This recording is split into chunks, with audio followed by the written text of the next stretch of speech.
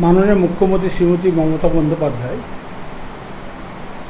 গত 30শে এপ্রিল জগন্নাথে উদ্বোধন করেছিলেন।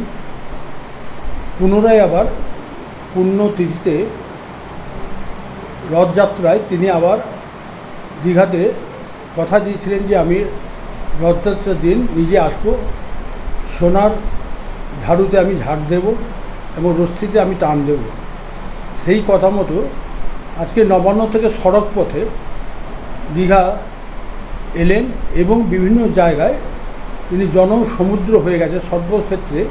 সেক্ষেত্রে রামনগরে আজকে যেভাবে মানুষের উল্লাস উদ্দীপনা লক্ষ্য করা গেল, তাতে অভিভূত হয়ে তিনি নিজেই নেমে পড়লেন গাড়ি থেকে এবং মানুষের সঙ্গে সংযোগ সাধন করলেন এবং কথা বললেন।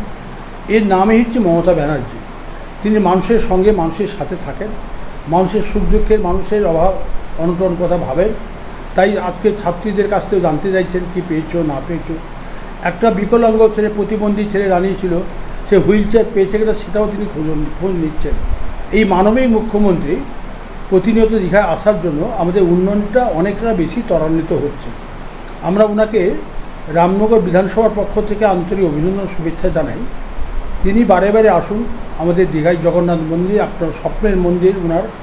সেই স্বপ্নের মন্দিরে আগমনে তিনি আজকে হাজারো হাজারো মানুষ নয়, শুধু লক্ষ লক্ষ মানুষ আজকে দর্শন করছেন এবং রথযাত্রার দিন আমরা মনে হয় 2 লক্ষের বেশি মানুষ উপস্থিত হবেন এবং তারা দর্শন করবেন।